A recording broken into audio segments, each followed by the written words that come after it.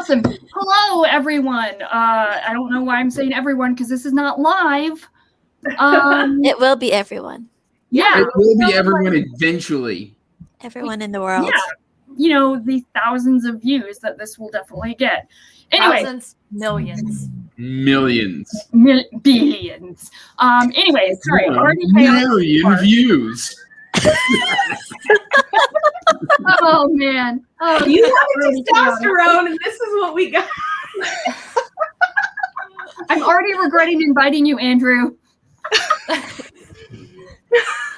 This is what happens when you include Team Zeus. It's true. Anyways, we're doing the Barkin about books tag because we all either have dogs, love dogs. Kate with a K is now godmother to, I think, everybody's dogs now. So I wouldn't be surprised. Universal pup godmother. Yeah, well, I was going to say I wouldn't be surprised if there's like a hit on most of us now. So I swear, it's not me. That's what you would say. It's true. So yeah, before we get started, I guess, directions are bad directions. We'll start going clockwise? Yes, clockwise, starting with Andrew. And introduce everybody, or introduce yourselves. There we go. So, Andrew. You want me to speak now? Yes. Oh, you're allowed to speak now. Speak. Okay. I just wanted to be sure. Anyway, I'm Andrew from Andrew's Wizardly Reads. I read sci-fi, fantasy, mostly backlisted, and just tend to be a little bit of everywhere and have a lot of fun as I go out of focus. I'm Kate from the Literary Apothecary, and I read just about everything that there is written at some point. Fantasy, sci-fi, classics, poetry, contemporary, nonfiction, short stories. You name it, and I read it. You're stealing Leslie's thing. Come on. I'm the other Kate on this channel right now, and mine is the Almost Book Doctor, and this is Camilla. She's going to be with us today, apparently. I read primarily fantasy and sci-fi, some like science and medical books, and I just bought my first romance book today, so we'll see how that goes. What up, nerds? I am Leslie. My channel is called The Nerdy Narrative. I read all of the things, all of the genres. Well, I don't really read romance. Challenge. I mean, I used to. I just lost interest in it. Would you read urban fantasy romance? What about Redeeming Love? That's a retelling. Well, so I like love stories. I don't like the kind where these two characters meet and they just literally their clothes are like come off like Bruce Almighty and they're just all over each other. Like I need an actual story. Hair's blowing in the wind. Yeah. Over chest. Yeah. I am not down with that. We've hijacked. Anyway, g'day everyone. My name's Patty. I'm from the channel Book 2. I also don't read romance, but that's not what this video is about, I don't think. It can be. It can be. We can turn it into that, I think. Yeah, I actually read mostly lit fic and some fantasy. I run my channel with my new husband, and he also reads fantasy and a lot of horror. So yeah. And they both play a lot of World of Warcraft. And we are you playing classic? Yeah. Are y'all playing classic? We are. TBC just came out. It's been crazy. Yes. Chris is in there playing Burning Crusade right now. I haven't played World of Warcraft since probably 07. Oh, man. You quit before it got great. Are you too cool for that, Andrew? Nope. I just missed the hype. And I didn't have a job, so my mom wouldn't pay for a subscription. Makes sense. Mom, play fair enough. Play World of Warcraft. Wrath is my favorite. When that comes out, y'all won't see me again. Don't say that. Well, it's true. Well, I mean, at least we have, we're prepared. We can prepare ourselves. Okay, Illidan. For, withdrawal, Leslie, withdrawal. All right, so the first question is, I've got a bone to pick with you. Name a book that was good until it wasn't. And I will go last in case people pick my other picks. Any of my picks. So, Andrew, go. You're going to make me go first? Leslie, I'm sorry. Oh, I know what you're going to say. It's going to be Last Argument of Kings. No. I almost. What is wrong with you? I like a good. Okay, to defend my choice, this is a good book. It You're is a book dismantling that is our not friendship. written for me. I like a good cathartic ending, and this does not give you catharsis. Did you like the blade itself? It was good. It was a Did you solid like- 4 out of 5. Okay, I'll accept that. Did you like Before They Are Hanged? Oh yeah, before they were hanged. was And you fantastic. didn't like the one book that married those two together? Oh, I felt like at 70% I had catharsis, and then it was the problem is not the book, it's the reader. That's a bold claim, Leslie. Andrew! I said I was sorry. Friendship over. To be fair, I am continuing the series. I have all 5 of the next books already, and I'm Wow. starting. I'm Sure hope starting. you like them. You can be Master of forgiven. Cool, I think in August or September. September? August? I don't know. I'm buddy reading with somebody, and I didn't keep track of who with. So, plot twist, you already have an enemy in Patty because it's like your favorite trilogy, right, Patty? Yeah, it is my favorite. Yeah. Sorry, my dog. Apropos. I'm not Now sorry. you're starting out with a bang. All right, cool. Appropriate, right? K with a K. Okay. I'm gonna ignore my obvious first choice and say. So, okay, first I'm gonna preface this with I took this question to mean like it was good until you got to the end, and then the end was like a bad ending or ending that you didn't like. So that's how I Yeah, came that up with my answer. I'm gonna say Little Women. Ooh. That's And- my other favorite book of all time. I feel like Oh, are you being I'm sorry, Patty. This is not trying to be Women, but Patty. This You're is a bringing string to one of make the enemies. couplings at the end, I didn't I like. agree. I agree. I think kind of- Patty knows who kind I'm of talking agree. about. Yeah. I agree. I don't know are we doing spoilers on here or not, but I'm gonna read it. So no, I'm just kidding. No, I'm not. Little You Women should. was published like 150 years ago. I think it's fine. Yeah. Like, so like Well, the spoiled Joe on- and who was it, Laurie? Yeah. Mhm. When I thought they had like the perfect friendship, and it just to me, I still love Little Women, but having them together, married, it went against Joe's character. Joe you're was trying like to this say something independent girl to me, and she was like, and then all of a sudden, oh, we're in love and we're getting married, and I'm like, but their friendship and have you seen the latest the Greta Gerwig adaptation? It is amazing. I Yeah. sobbed. It was so good. I loved it. And Emma Watson as Meg was perfect. Don't let me rant about Emma Watson. It's good. Don't worry about it. I'm gonna shut my What's mouth. wrong with Emma Watson? we've had this rant elsewhere. She only ruined Beauty and the Beast, but that's beside the point. She ruins everything. She can't act. Hey, Harry Potter is perfect. Leave Big it hole. alone. She was Uh, a child. You can't act as a child. You just act like a That child. was my There's obvious talent first choice, by there. the way. Anyway, sorry. It's just, there you go. My rant is done. We're good. We're good. All right. K with the C. What's your answer? Okay. You guys probably haven't read the book that I chose, but I really love the Wayward Children series by Shauna McGuire. And the most recent one is called Across the Green Grass Fields. and it has this like world with all these different types of horses and centaurs and unicorns and stuff. And I was a horse girl when I was younger. I love that kind of stuff. I was super excited for it. And the story was really good. And then the ending just tanked. I felt like she didn't wrap it up well enough, and that the like big plot twist didn't make any sense, and it just felt really flat. And that's the first of the series that I didn't really like.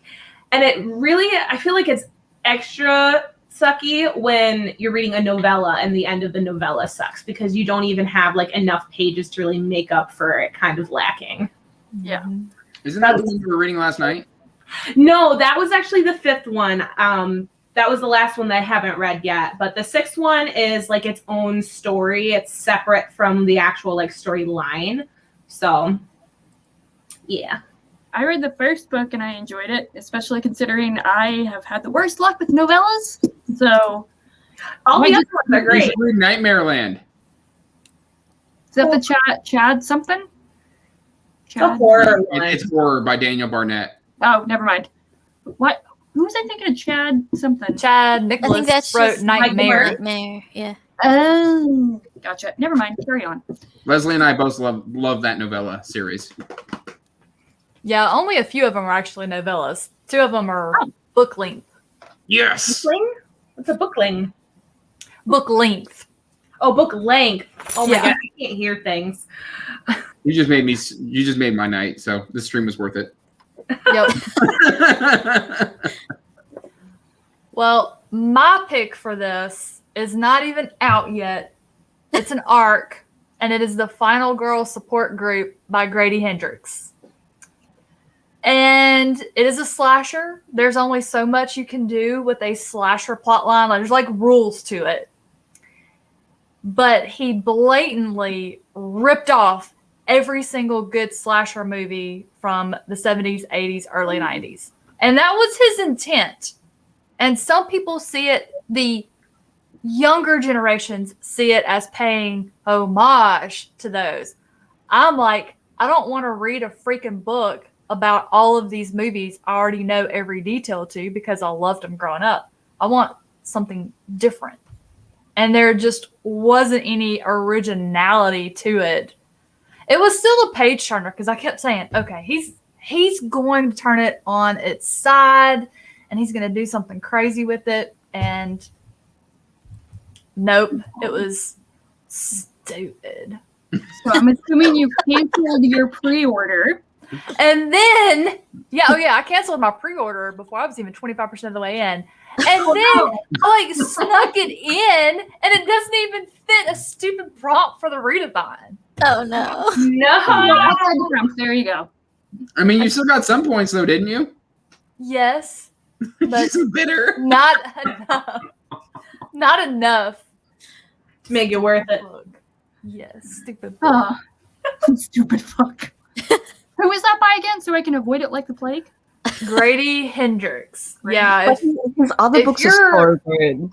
yeah. If you're older and you loved those movies, I did not see it as paying homage. I mean, he literally ripped it off, like literally every detail, and I'm just like going, "This is..." My favorite slashers are Halloween 1 and 2. Yep. Hands down. Oh yes, there was a storyline that was Michael Myers. I mean, literally, it was the exact, like, to the Turf detail. mask and everything? Mask on Halloween, going up in the hospital and killing everybody, and the sister. Yes, I mean, literally, it was. They say it's paying homage. I say it is a ripoff. Yeah. So it sounds like it wasn't even good at any point. It just wasn't good. It really. Are we going to get a rant review? Ooh. I'm thinking about it because I'm somebody that I got tagged in the unpopular opinions tag, and I haven't done it because I don't have any unpopular opinions. I'm really easy to please. I love most everything. So I was thinking about it because then I can be like, there is this one book that other people love that I don't. So that's your one answer for all of the questions. Yeah. Yeah. Just a rant tag. It's the Grady Hendrix tag. Unlike you, I don't finish books that I'm not enjoying. Like I can't possibly. And so this question was actually kind of hard for me because I was like, I ditch things before I find out the ending. So I'm going to cheat. I'm so sorry. I'm also probably going to offend people. Again, so sorry. Mine is going to actually be The Burning God by R.F. Kuang. I don't think that's offensive. From what I've heard, it's a lot of people. Yeah, everybody I know. Poppy War. Everybody I know that has read The Burning God was disappointed. Yeah, and I didn't even pick it up. It was really rough because like the first 2 books, easily for me, some of my favorite ever. I love the Dragon Republic. Don't ask my opinion on Poppy War. Let's stay friends. I haven't read it yet, so but I have them all. Read the first 2, and then just ditch it, and then you'll be happy. It's all good. Just read the first 2. It keeps getting pushed down on my TBR because of other things. Same. So was it because of like the similar thing of like expectations for the like first 2 books that they were so good, and then just I have like I don't pre-order anything ever because the hype is just so crazy, and for this one, like I was like, oh, my expectations are so high, and like there's no way it could live up to it. And it wasn't that it didn't live up to it; it's that it kind of like it pooped on everything. Like it was not anything like the first 2, which were incredible, and nothing has broken my heart like that much. So I don't know. Yeah, I was looking forward to it after the Dragon Republic, but then I started hearing other people's opinions, and I'm like, yeah, you just got friend zoned. You're way down the list. Don't do I it. heard it depends on what you're. I haven't read it, obviously. I heard it depends on what you're expecting out of the Burning God. Like if you're looking for character driven, you'll be less disappointed. But if you're looking for like the story aspects, you'll be highly disappointed. I don't know if that's correct or if you agree with that statement. You've read it. I haven't. Yeah, there's stuff online, like kind of explaining her mentality behind. Hi, Ralphie. Oh, you care a lot about this book, don't you? Yes. That's precious. He really wants attention. I'm so sorry.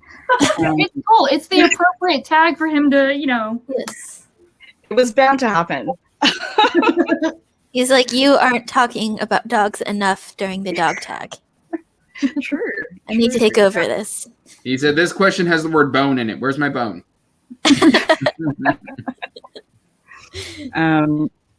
Yeah, she's like said stuff about her mentality behind the ending, which makes a lot of sense. Whether or not it makes an enjoyable read, I think, is another question. So, yeah.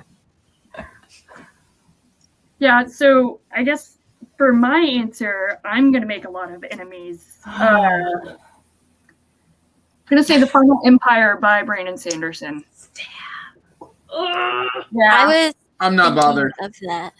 I haven't read it yet, so. Not bothered by it. Yeah. Would you like knife back, Evie? Yeah, I'll take it.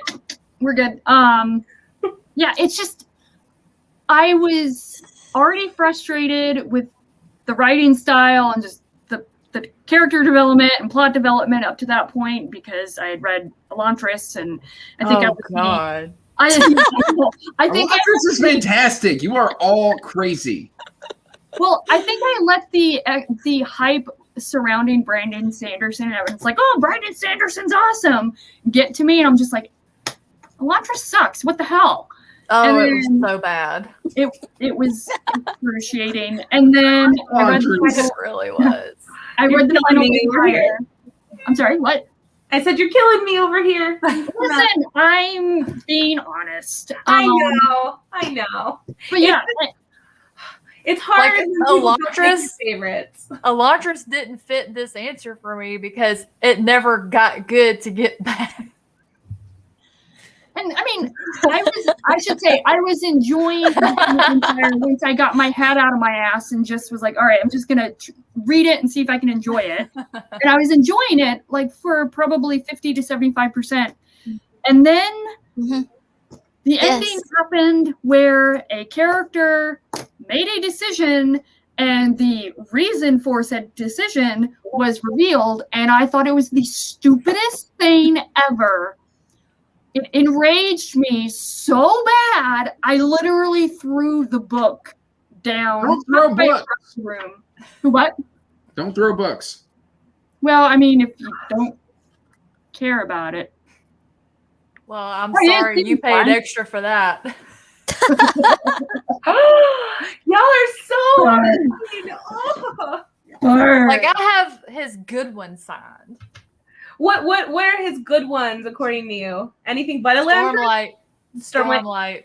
You see, I read Elantris well before I read Stormlight. Yeah, that may have.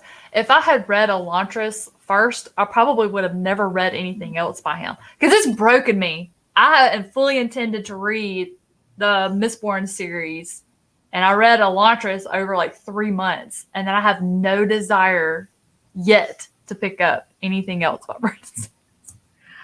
Elantris is my least favorite. I will admit that. But I started with Stormlight Archive, and I tend to not start with an author's first work if it's possible, for that very reason, because I don't want to like hate something before they like get into their stride as a writer, you know. Elantris isn't going to make any of my top like 20, 10, 50 lists, but I like the book. Yeah, I've only read 3 books by Brandon Sanderson, and none of them are Elantris or Stormlight Archive. Although I do own 2 of the Stormlight Archive books. Wait, which ones have you read then? I've read Final Empire, Well of Ascension, and Era 1. So Errol, except for I haven't read Hero of Ages yet. And Skyward is the 3rd. And that's my favorite Brandon Sanderson book so far. see, I've read all of the Cosmere novels. I haven't read Mistborn Era 2, but we're getting on a tangent. Anyway. Comes up and everything. It's fine. All right, so second question. Welcome Home, a book or series that gave you the warm feelings of home. Is this me? Yes, Andrew. This guy? I've actually got 2 answers for this because both of these remind me of my mom, who's no longer with me. I was going to say only one answer, but then, you said that. And like my mother got me both of these books. Yep. Are they? So Iron Iron World World and Tad Williams Otherland. So it's kind of hard. We match. Oh, hey. Yep, that was my Except answer this edition too. is garbage. Anyway. It is not. It's a money grab. It's beautiful. For a 30th anniversary edition, I wanted more. I wanted more art. I wanted an illustrated edition, if I'm honest. I have one word for you. Greedy. What? Greedy. Yes, greedy. It's my favorite. What can they do? The author is dead. So his wife is still alive, and she can hire an illustrator. Bring Daryl K. Sweet back. He's not dead. Boom. I have no idea what you guys are arguing about. I don't know. Yeah, both of these are fantastic books. I actually had to rebuy this one because my old copy fell apart, and this one is signed by Ted Williams. Is it good? So what? I have a copy of that I got at a used bookstore, but I haven't heard anyone ever talk about it, so I haven't picked it up yet. Is that a I love this book. Is I that a absolutely single? love Otherland. But I've never finished the series. I only ever read the first book over and over and over. It's one of those. Leslie, was it you who talked about Gideon? Yep. You just keep reading the first book and you never move past it. That's Otherland for me. Good. I just keep reading this one over and over and over again. And then Wheel of Time I've read like forever. I've been reading that for like a decade and a half. Yep. So those are my answers. Cool. I also had 2 answers, but unlike Andrew, I'm only going to give one. Ooh, Burn. coming after me. Actually, that's a lie. I'll say both of them. I'm proud of you. Maybe we're breaking all the rules. So the first one is The Secret Life of Bees by Sue Monk Kidd. And to me, this one, before I read it, it was described as chicken soup in a book format. And then when I read it, I'm like, yes, this is chicken soup. This is warming. This is home. I love that book so much. And the other one, no one will be surprised, is Outlander, because that is home to me and Scotland is my future home. Nice. Oh. Outlander's that massive series, right? Yes. Man, I keep wanting to like give it a try, but I'm super intimidated. I've read the Real time. Wait. You're a fantasy nerd. They're Mhm. all series are super massive. Right. It's not as massive as Wheel of Time. Yeah. Right. I don't know. No Yeah. excuses. I'm already booked for the next 2 years, so Well, maybe by the time you get to it, all of the books will be published then. boom. There we go. That's what I meant. I'm waiting for the series to be complete. Kate, how many are there supposed to be? Has she There's going to be 10. Book 9 comes out this year, and then it'll probably be another like 6 years before we get book 10, because that's about as long as she takes. She researches very well, though. She does. To make sure everything's perfect. So, I've only read the first one, but Is that there's a show based off of that, right? yes, Yep. there is. It's like a time travel thing where she meets an ancestor. Yep. All I can think Sort about of. is the Her blurb. husband's ancestor. Yeah. Maybe her like husband's ancestor. yeah. Yes. Okay. But yes, it's the same show. Yep. And it's pretty. There's some big differences between the show and the books, but overall, it's pretty close. Excellent. And you're doing your reread, right? Or Yes, your- I'm on book 3 right now. Thanks to Evie. Oh. Right. So mine is, I definitely thought I'd have to come up with a second one, but my comfort read is Harry Potter.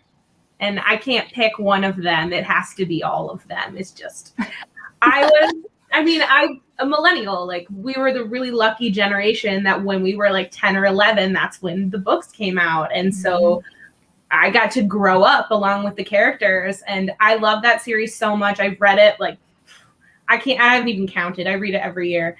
And I was a kid who didn't have many friends when I grew up. So like the characters in the book are really important to me because, I read it over and over and over again. And so I remember when the last book came out and I finally finished reading it, I think I just sat there and cried for a little bit because I couldn't believe it was over. So I love Harry Potter, being with Harry, Ron, Hermione back at the school. Like, it just feels like you're home. So that's mine. Well, I'm glad I didn't give my first answer for the first question. Well, I Harry Potter. match Andrew, but I chose only one. And The Wheel of Time is a series, one of many that I've read since it first came out, since the first one was published. And it was what I call my doorway to fantasy, where I fell in love. I had read fantasy before, Lord of the Rings, all that, in junior high, but nothing really unlocked my love for fantasy until The Wheel of Time. So it will always have a special place in my heart. It's probably the most read series that I have. And it's such a journey with the characters. There's so much growth and changes that they go through and things that they come out on the other side of, or they don't. And it's just, I'm there for it. And every time I reread Eye of the World, I feel like I am coming home. That world is my world. I feel like I know it just as well as the one we live in. Nice. So I have a question about the slog. Is it the slog? Is it called the slog because like there's nothing like plot? So Or it is really depends on your mood. On a reread, you have more patience for things, or it has a different meaning, nostalgia for you. I never really experienced what they call the slog, but I don't read one book at a time. If I reach a part where I get a little bit disinterested, I just put it down and go read something else, and then read a chapter at a time per day until it gets to where I can't put it down. So But Robert Jordan loves to describe things, and he's Yeah. very descriptive, and that can get a little tedious sometimes. It took me 3 months to get through Eye of the World. Oof. I'm also Yeah. For me, halfway. See, I enjoyed it, but it took me a Yeah. long time. You didn't finish it, Patty? I've Okay. tried reading it 6 times, and I have not finished it any of those times. the thought for me was just because Robert Jordan started to focus on characters that he had kind of left by the wayside. So he was coming back and filling all of that in. But because you were having such a good time with the main focus, a lot of people are a bit salty that he spends 3 to 4 books coming back and focusing on stuff Yeah. that you may not find super exciting. And he does it in Eye of the World. He introduces this group of characters and then forgets about half of them to the end of the book. And he's like, oh, shit, I forgot about these guys. Oh, yeah, so they made it here, too. Yeah. It's like, come on, man. My answer for this was actually going to be Harry Potter, but something has overtaken that recently, and that is House on the Cerulean Sea by T.J. Klune. It's one of those books that like is so warm and inviting, and I am one of those people who tends to read really depressing books all the time, and it was so refreshing. I haven't had the feeling of home since Harry Potter, and so I think that I can't describe how cozy and comfortable and loving that book is, but it's so good. If you haven't read it, you must. It's amazing. I just wanted to take Chauncey home with me. Mm-hmm. It is. I need to read a it. hug in a book for sure. Yeah. It's on Yes, my you do. PPR, but it might shoot up to the top now. I might have to do it in July. Oh, no, there's no room in July for me. Yeah, there's no room in July for me either. Make it your book slump book. It took me out of the books. Ooh. I also heard Yeah, the I did audiobook go was for that. really good. The audiobook is really good. Awesome. All right, for me, I'm gonna say The Bear and the Nightingale by Catherine Arden. And not because it's like a whimsy, like nostalgia thing, but it is the first book since I read Persuasion by Jane Austen, which is my favorite book of all time, that I've had the same feeling about. And that was 20 years ago. So, and I only read The Bear and the Nightingale earlier this year. So to have that feeling again of just complete and utter like love and adoration for a book that hits you on a emotional like soul level was awesome. It is a fairy tale not fairy tale retelling. It's a fairy tale-esque type historical fantasy. I highly recommend it.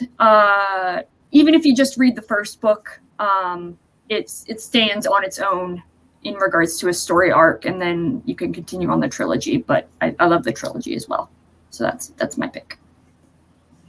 Fair enough. I was going to ask you if you thought the whole trilogy was worth it as well. So I will say that the second book, in my opinion, does not suffer from middle book syndrome. I think it's very necessary for the trilogy as a whole. And additionally, like each book has its own story arc, and they build upon each other as well.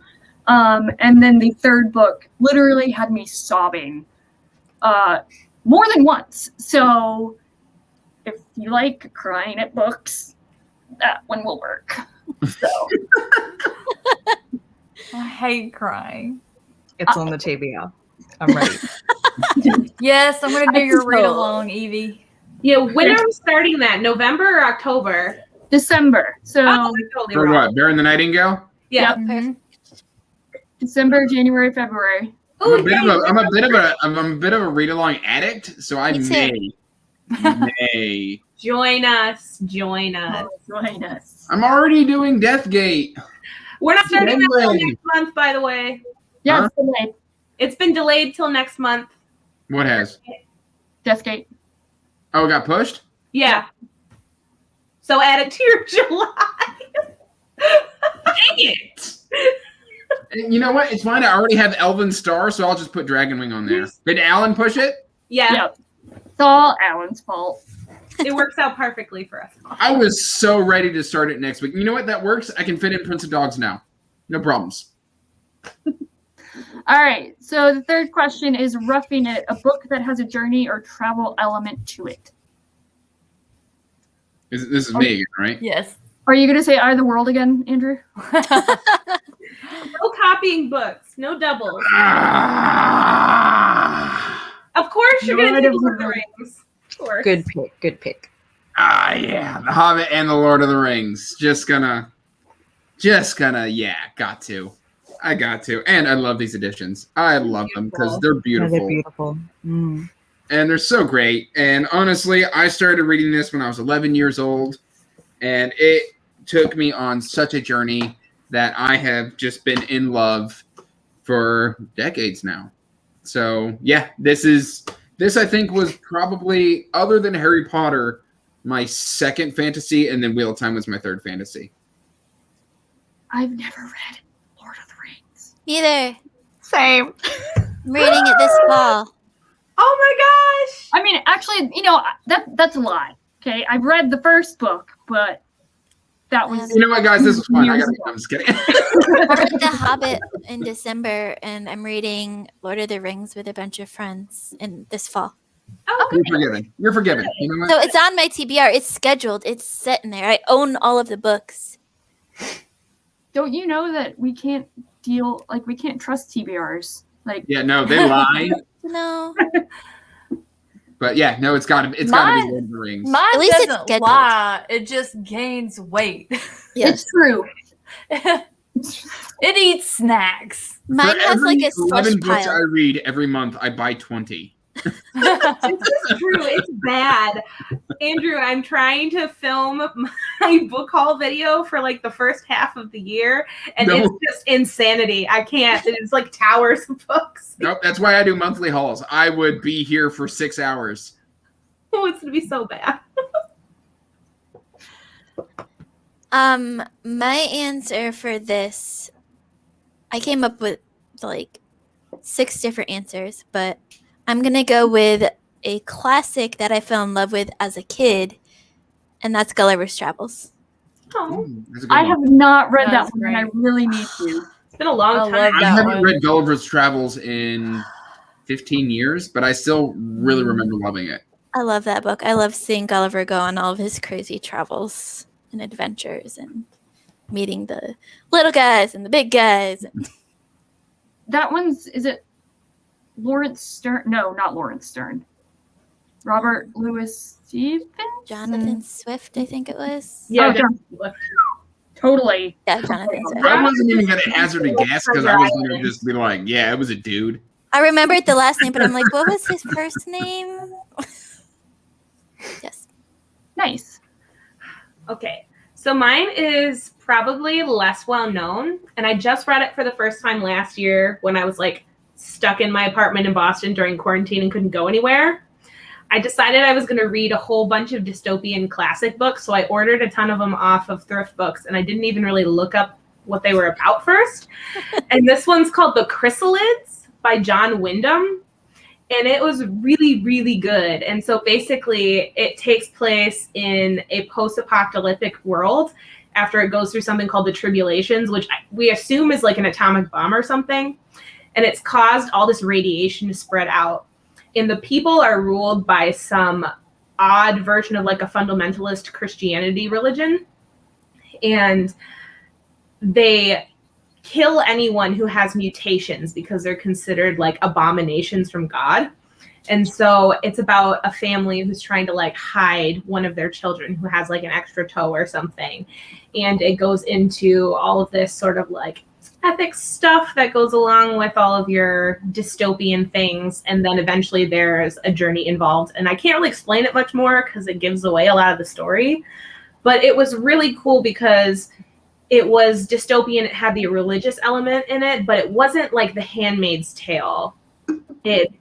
It's talked on different aspects of like how religion would affect, a dystopian universe. So it was really so good. into this. It sounds awesome. I've It's never heard really, of it. really cool, and I don't know how anybody doesn't know about it. So Do you know when it was written? Or I have the Wikipedia page up right here. It's from 1955. Oh, Really? it's Okay. old. Yeah, it's really, really cool. And it's apparently been adapted for BBC Radio, and it was turned into a play in 1999. So it's really cool, and you guys should read it if you're interested in dystopian fiction. It's not very long. I think it's just over 200 pages, if that. But it's really cool. So in. My pick for this one is a journey that I have been taking the last few months. That is Stephen King's Dark Tower series. And I regret not reading this sooner. This is probably going to rank really, really high on my list of favorite fantasy series. But it is I would say it starts out as one man's quest, and it just builds on top of that. So, fantastic series. Regret not reading it before now, but I'm glad I am finally reading it. And the movie is just as good as the book, right? No. I'm being sarcastic. Leslie, did you have a favorite book so far out of all of them that you've read? Wizard and Glass. That's favorite. That one, that is the kind of love story I like to read. See, I got the Song of Susanna back in high school, and then I got distracted. You have forgotten the face of your father, Andrew. I mean, you're not entirely wrong there, but let's not get too personal here. That's too personal. You read almost the entire series, and then you just gave up on the 7th book? I don't want to talk spoilers here. Anyway, I have the series on my wish list to rebuy, but it's like $130, so it could be a minute. The new covers are glorious. Yeah, I love the new covers, but I've just been getting them one at a time and not trying to one a month. Making it last. Yep. Gotta hide the cost somewhere. Well, I have a monthly book budget. Oh, me too. Oh, that's it. I have a budget as well. Do I abide by that budget?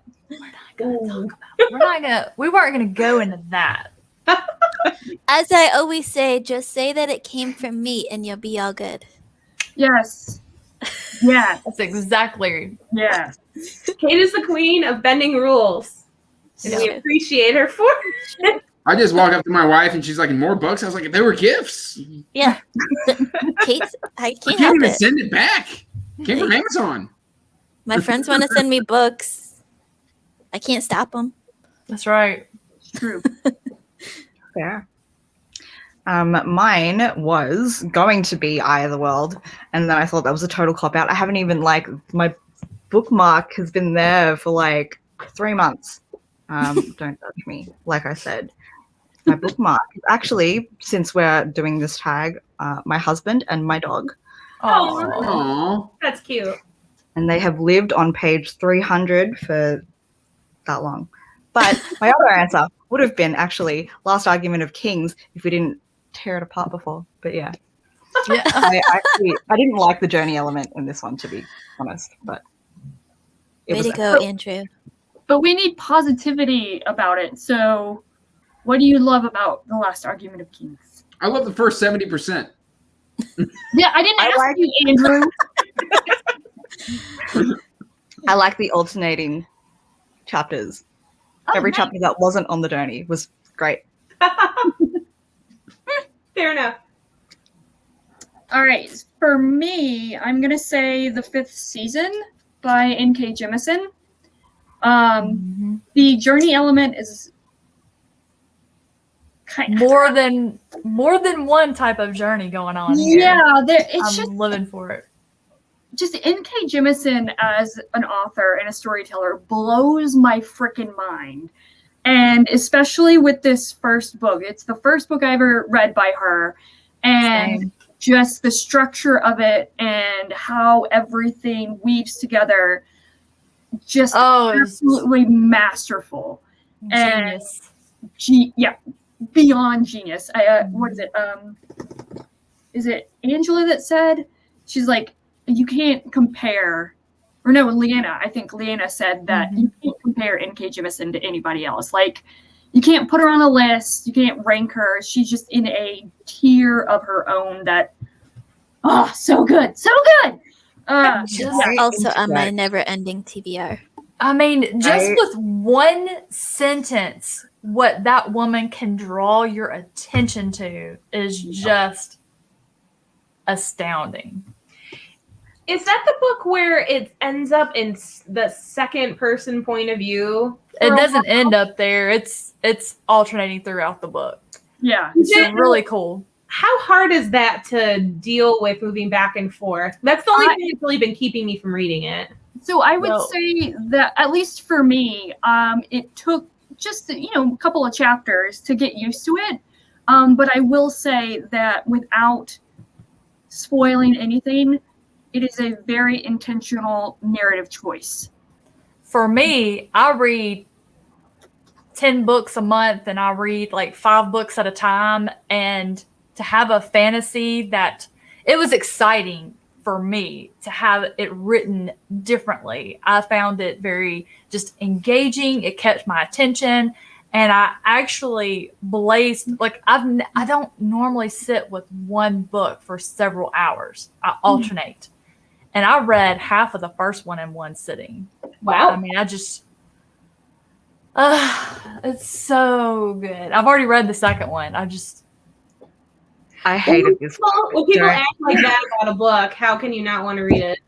Yeah. No, wait. I never But made it past the prologue. like, I hated it not for the reasons that, like, it's not worth hating, but I also read this book, half of it in one go, because I was on a line at SFO trying to get through customs, and I was there for like 5 hours. And so I associate that experience with the book, and I really want to read it because everyone loves it. But I just can't help like standing there carrying all like 50 billion in my bags and trying to read this book because I've got nothing else to do, and it was just horrible. I'm gonna put it back in my TBR and give it a third try.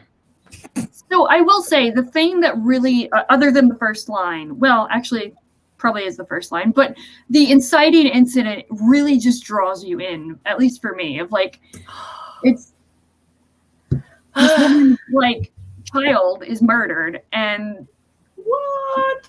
Yeah, I mean, that's the catalyst of the story and the journey. And I'm not even a mother, but the way Jemisin wrote it, she made me feel like I was one. I felt that pain. It just felt like your insides were just ripped out. Yep. My womb felt very sad. Oh. I don't know if I'll have that exact experience. If you do, we need to talk. Andrew, you're getting a minivan, so it's adjacent. This is true. Womb adjacent. I'll feel it in my minivan. I do want to give the series a try. For me, basically hearing that it's an alternating second person is like driving nails into my skull. For me personally, as a reader, it drives me nuts, and I never made it past the prologue. So luckily, my half-price books. Last time I was in there, they had the entire trilogy box set. If it's still there next time I go, I will buy it. It is so worth the payoff. It is so worth the payoff. And I've heard it. I do want to give it another go. It's not alternating. It's like there are 3 perspectives, so it's 1 to 3 perspectives. So you don't. Yeah. It's not overwhelming. Hey, buddy. Andrew, I feel like you're going after Leslie tonight. We're all making enemies here. It's fine. Leslie and Evie and Kate are some of my favorite people, and I'm sorry. You already made the enemy of Patty like in the first 5 minutes, so I just met Patty, and I'm sorry. I subbed to your channel though. That makes up for it. I did too. I will go do that right now. Yes, spoiler alert for anyone that's going to be, well, not spoiler alert, what am I talking about? Anyone that's watching this after, whatever, we're here, should sub to everybody here. So, there you go. Leslie, is that one of my god pups? Yeah, he's hiding. I don't know what's going on. You guys are so cute, Patty. I'm sorry. I just your first thumbnail came up. You guys are so freaking cute. Oh my gosh. Thank you. All right, on that note, next question. Marking Your Territory, a book or series that you will always stand by no matter what. This is me again, right? Yes. Yes. All right, I'm gonna go after low hanging fruit here, but I mean, see, redemption. That's the building blocks back to our friendship, baby. Right. That is there. low hanging fruit. Please don't. I love Faithful and the Fallen. This quartet. Marking your territory by licking things. Fine. This is a family-friendly fucking show, okay?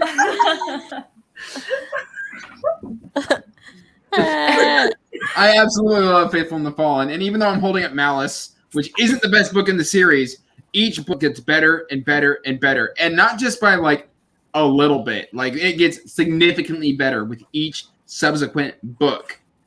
And I mean, I read this for the first time, I think, either late last year or early this year, and I'm reading the last Banished Land book right now, and I am just sad the entire time because I know I'm not getting more. Yep. I feel you.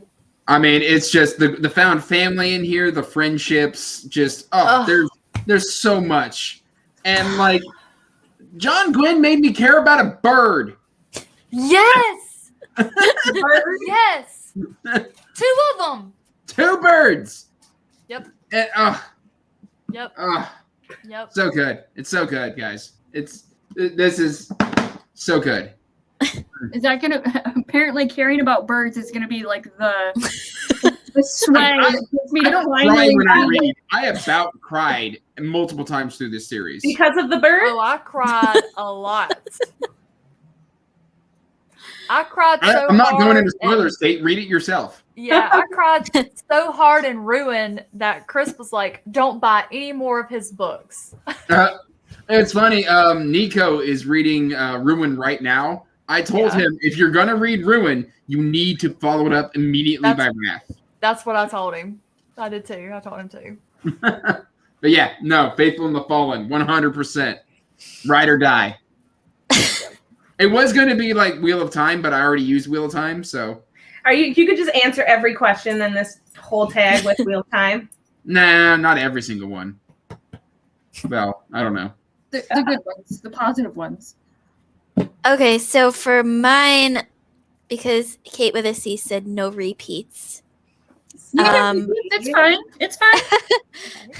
I mean, We broke the rules once. I had 3 different answers for this, and my first one was Outlander, of course. But I also like tell people those books are ginormous, and historical fiction is not for everyone, and so I'm not assaulted when people don't like it or don't want to read it, but I will stand by those books to my dying day because I love them and they're my home.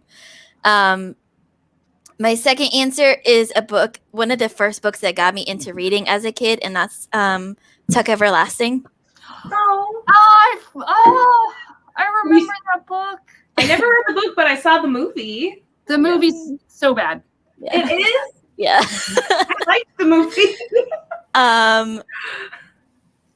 Even though it's weird, I like reread it last year and I'm like, I really loved this as a kid. This is a weird book to love as a kid, but I was a weird kid because I also was obsessed with like Edgar Allan Poe and Emily Dickinson. So Me too.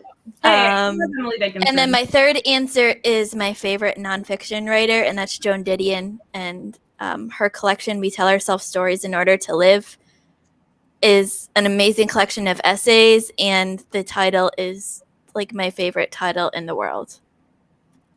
Sounds like, Kate, you have a soulmate with Joan Didion with Patty. So Yep. I've never read anything by Joan Didion. I might have to give him a go. You don't exist to me anymore, Kate. I'm just now starting to branch off into historical fiction. So, I'm just kidding. I'm just kidding. There can only be one Kate. we were doing Highlander memes in my Discord today. I know. if I want. Luke posted a video about watching Highlander, and the first thing that went in my head was there can only be one. Which he's wrong. That movie's a masterpiece. Anyway, I do love Sean Highlander. Connery is God. Yes. So I also have 3 answers for this, which is that I'll only talk about 2 though. So I will say that we are coming up on the hour mark and we're only halfway through. So Pick one. if you guys want to do a part 2, or if you just want to stay on here for until we're done, I'm totally fine. Man. with either one. I've got nothing left to do. I don't have to read Dragon Wing anymore. We just love talking with each other so much. Yes. We can't help it. Let's just keep going, and then at the end we can decide like how we want to do it. Mhm. Does that sound good?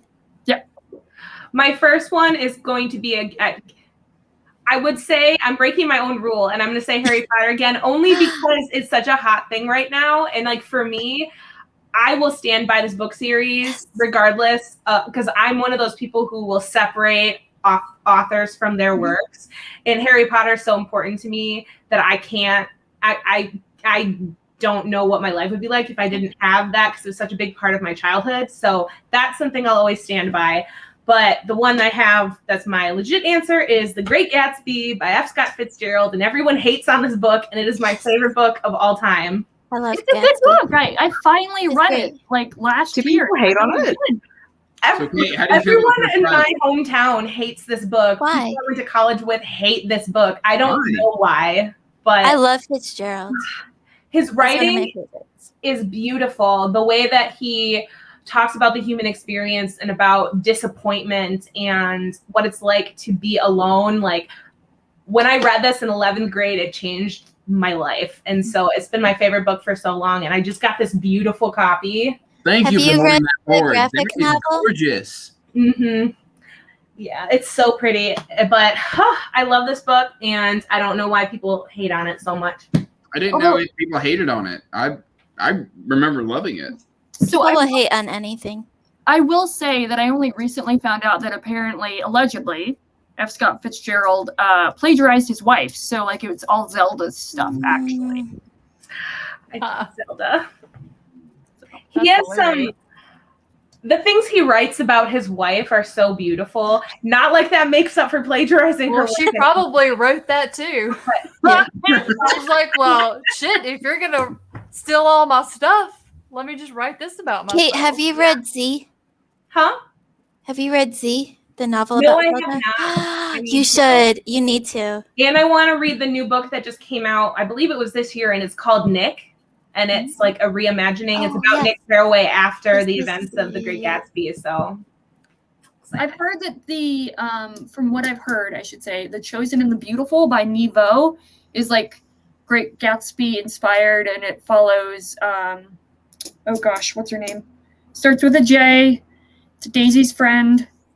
Oh god. oh, My knowledge of Great Gatsby is very Jordan. Yeah, Jordan Baker. So I've heard nothing but good things about that. Spunky Jordan. You should send me the name of that because I haven't heard of it, and I would love to read it. So, but Andrew, I have to show you the back of the book too. It has the dock with the green light on it. Oh, the blue, the black, the Gatsby. Yeah, That's it's so beautiful. cool. I love this copy. So, Where did you get it? of all the places in the world, Sam's Club. Yeah. That's awesome. Okay. $15 or something. And it's not just The Great Gatsby. It has 3 of his other works in it too. And it has like the gold foiled edges and everything. It's beautiful. I must needs have. Well, Ow. my pick is Zora Neale Hurston, Their Eyes Were Watching God. My favorite literary fiction book ever. One of my top favorite authors ever. This book is beautiful. I think it's one that everyone would benefit by reading. And I think as even a reread, because depending on where you are in your life, there's something in this that you can relate to and draw inspiration from, motivation. I need to go back and reread that like in physical format because I listened to the audiobook and the narrator just like she had such a lovely voice. She kind of swept me away, and I lost track of the story. And I was reading it. I'm like, oh, this is a nice book. This is a lovely book. And then I heard Leslie talk about it. I'm like, I think I missed everything that happened in this book. So the dialect is difficult for some folks to read. So the audiobook is fantastic.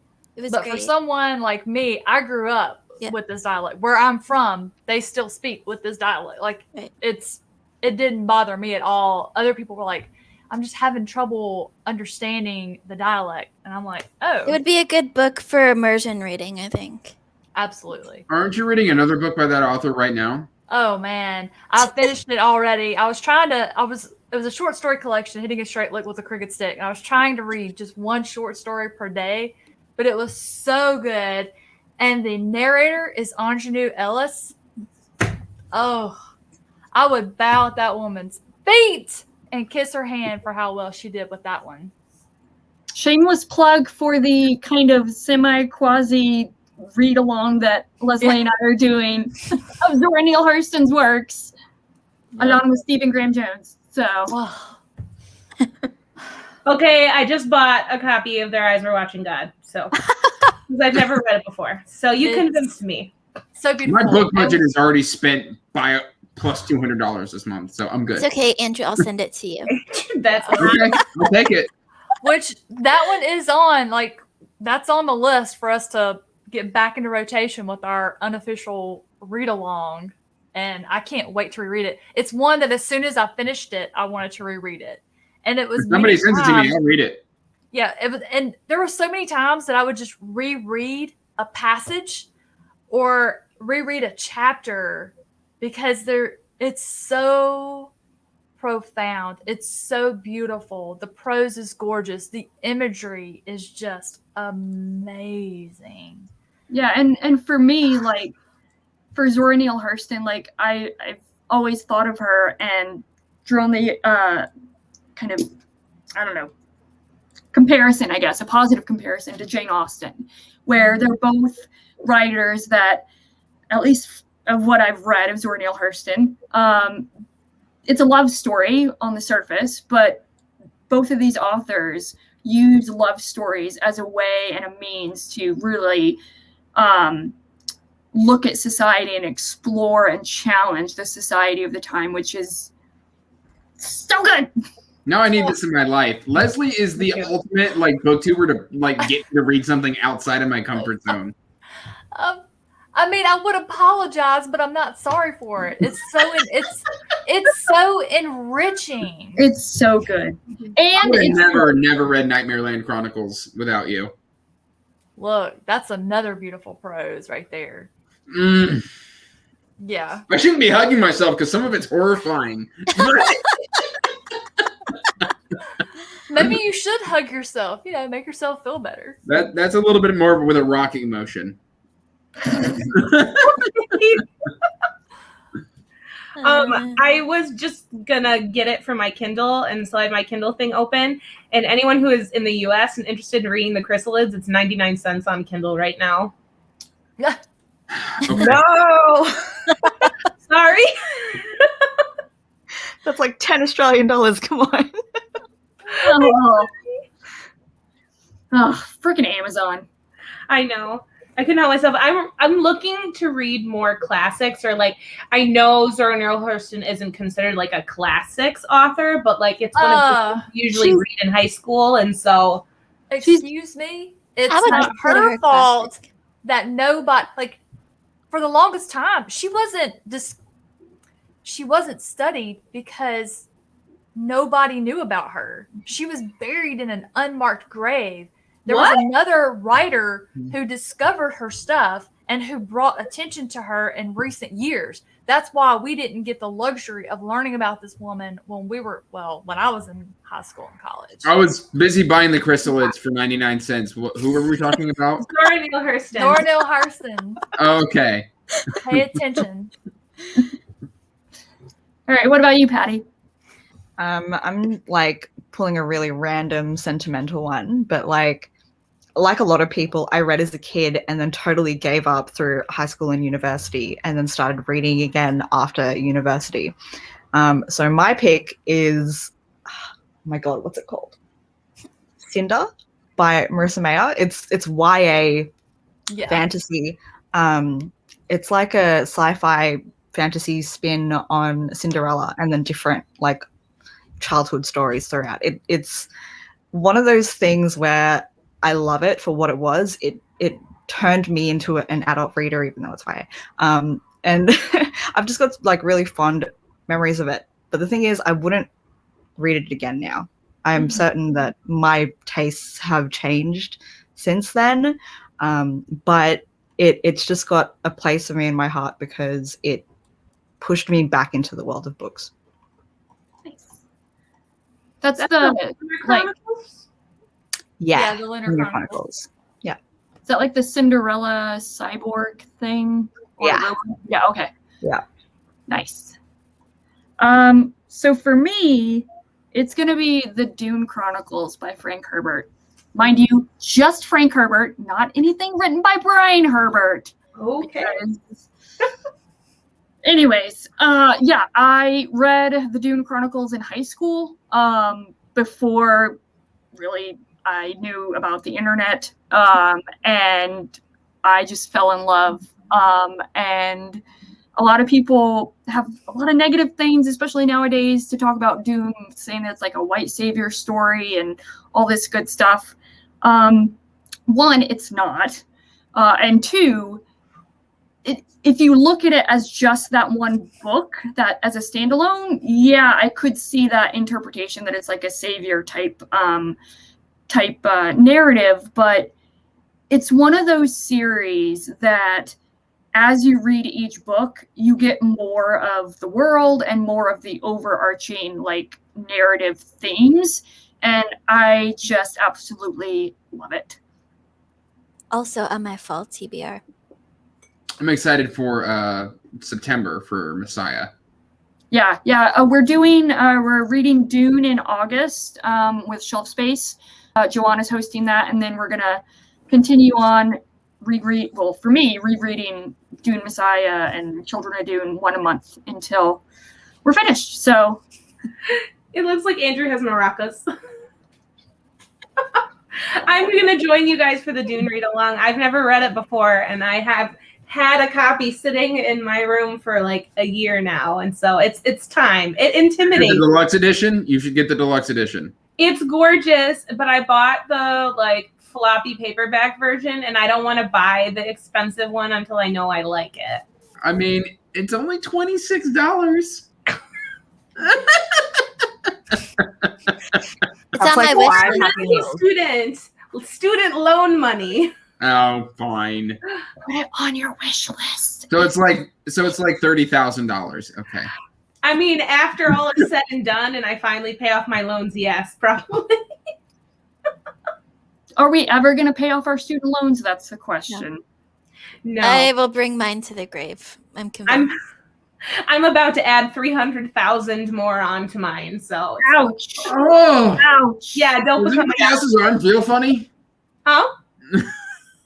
I said, does anybody else's arm feel funny? That about gave me a heart attack. And that's with I got a $60,000 scholarship, and that's with the scholarship.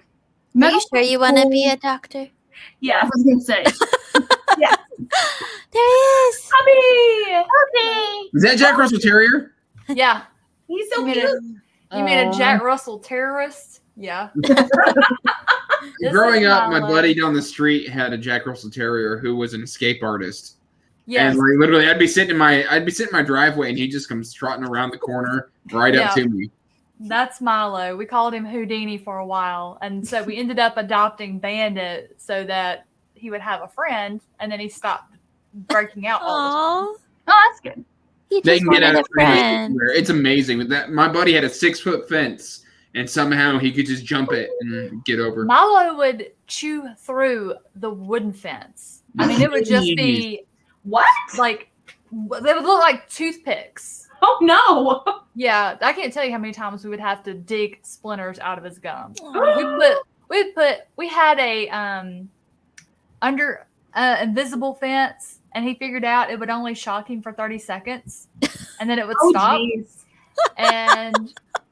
Or he would chew the wire. He would find where it was plugged in and chew that up. He would dig under. We would like put cement blocks there.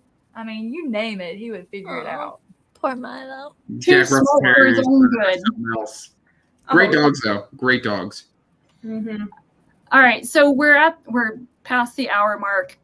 Do you guys want to continue with the rest of the questions, or do you want to do a part 2? I'm Push fine on. with I'm fine right now. I'm Okay. cool with staying as long All as of my favorite people are here, so.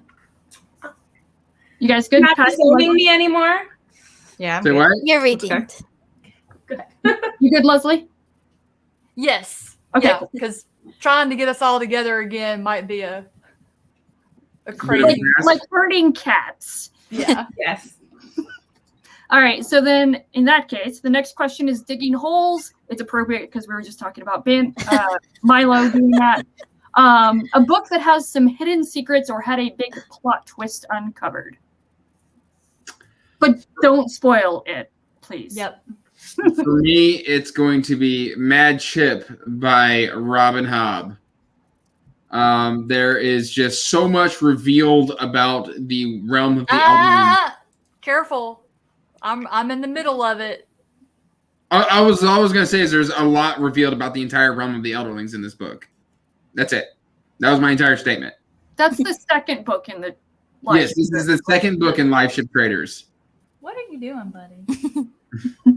Are you currently reading this, Leslie? It's next. I've read Ship of Magic. Blech.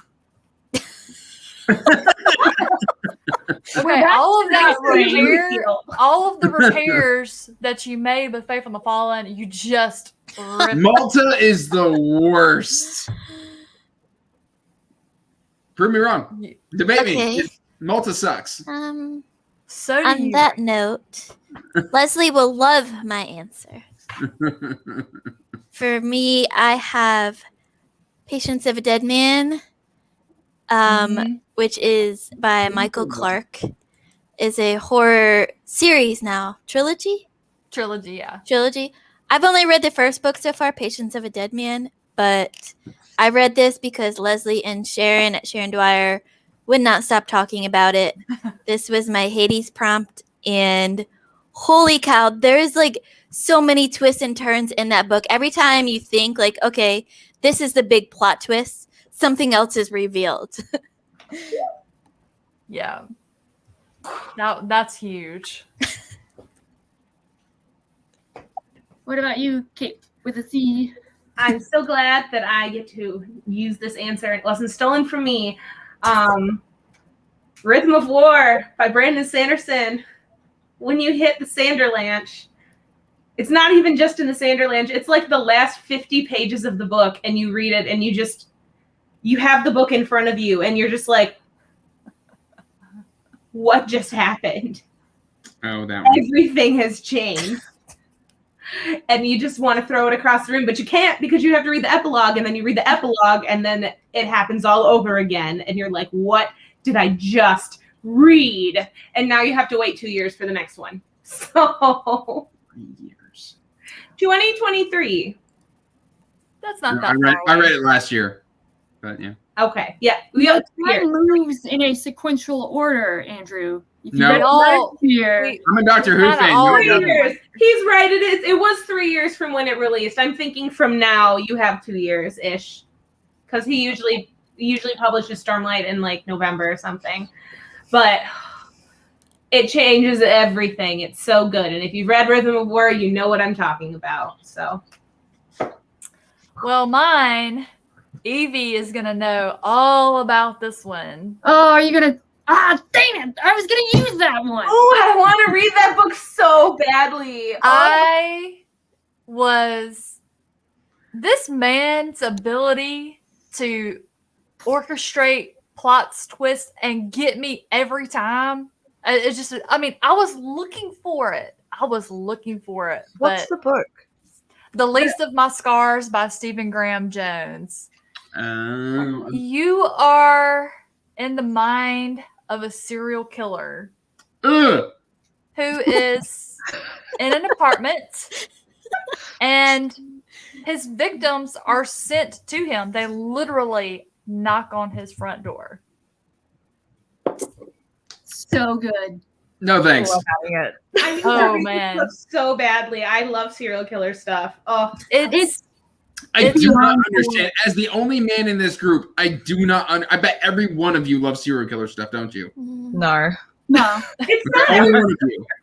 I like it because of the psychology of it, and also Yeah. by watching every episode of Criminal Minds, Yes. I know how not to get kidnapped by people. 90% of all of my female friends love like just serial killer or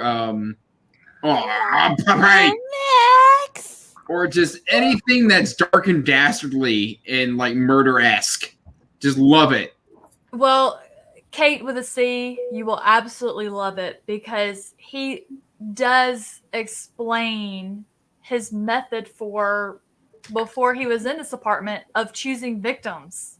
Ooh. And it's so mundane that you're just going, I mean, it was so normal how he did it. And you're So- just going, the what? You Yeah, can say it's not really a family friendly show here. it's definitely a mind fuck. I'm gonna nope the hell out on that recommendation. So another thing is that so Leslie and I were buddy reading it, and toward the end she's like, oh yeah, and I'm like, what the heck is going on? And she's like, oh yeah, this and this happened. I'm like, what? I didn't even pick up on that. Holy crap. So it's definitely one of those books that I think is going to get even better on a reread. And I will say, if you don't like any sort of gore, which I normally am not very, I don't enjoy that stuff. This is definitely not the book for you. It is, I almost puked at multiple points.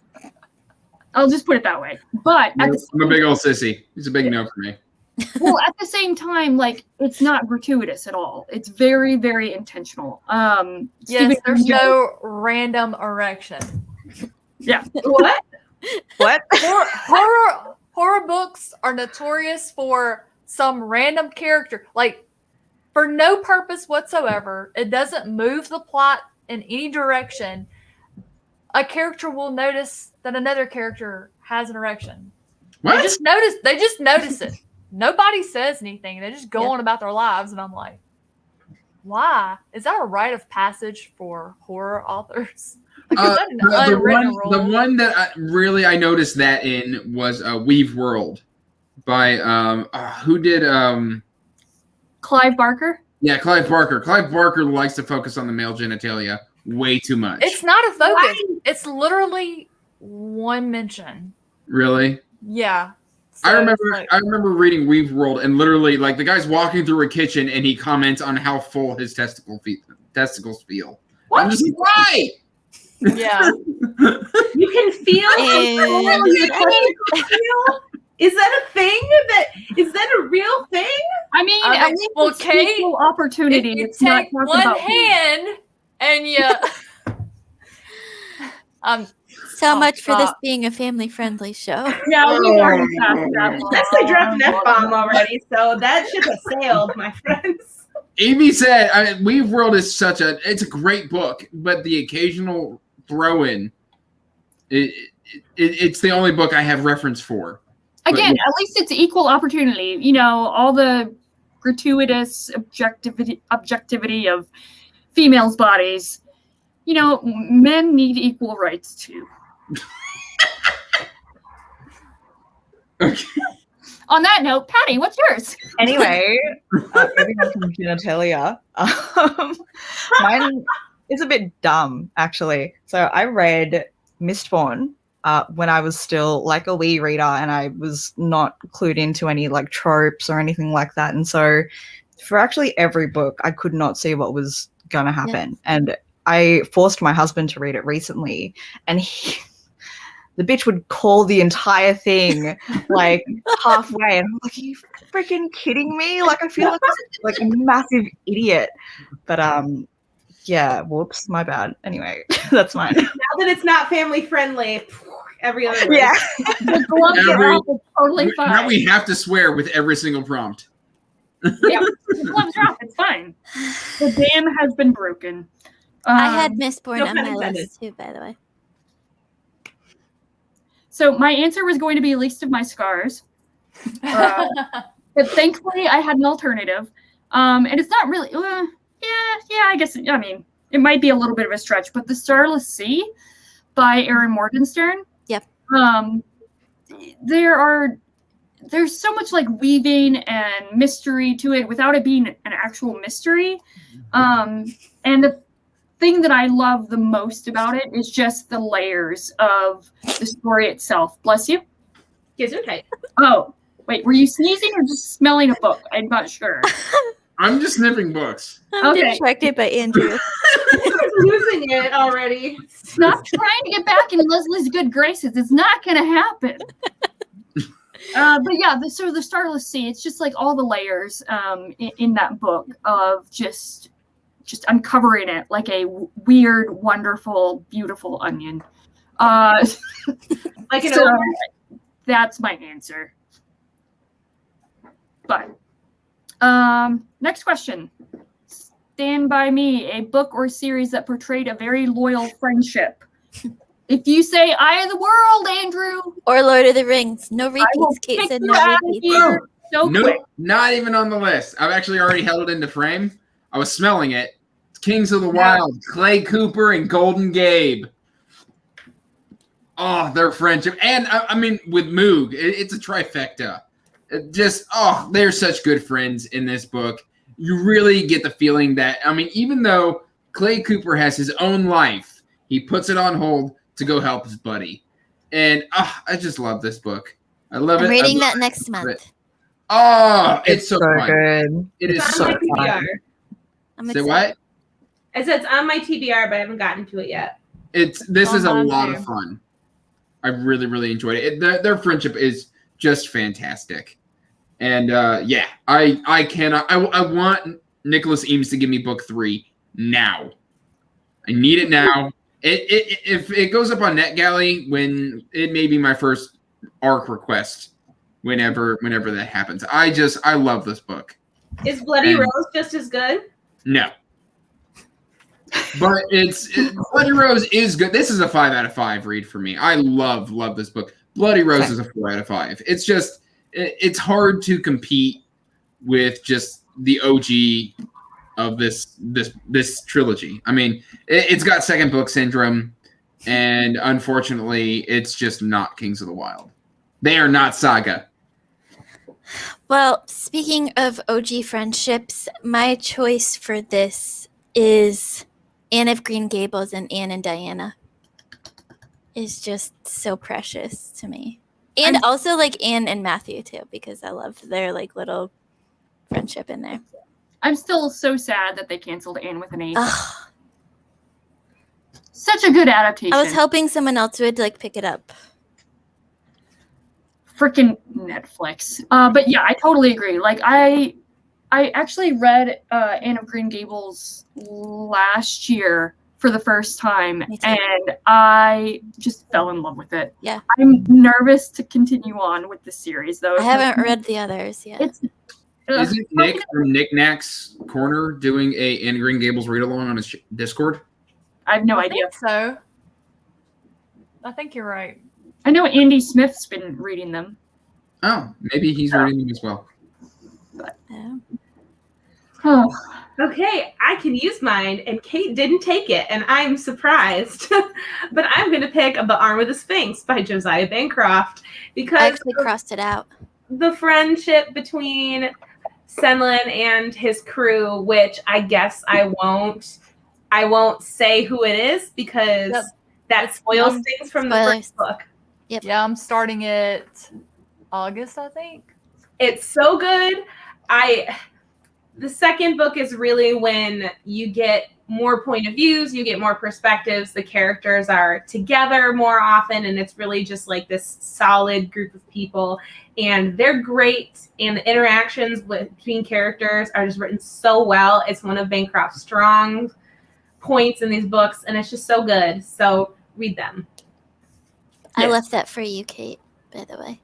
Thank Well, you. my pick is actually manga, and I'm picking One Piece by Oh, it's so good. Taro Oda. That series is strictly 100% all about the friendship and loyalty. Like, it never wavers. There's never any miscommunication. Like the main character, Luffy, you never have to wonder where you stand. When you are his friend, that's it. Nothing else matters. If you're in trouble, he's going to do whatever he needs to do to help you get out of trouble. Just keeping their band, their crew together is everything. It's such a joy to read. Like, I'm 580 episodes into the anime.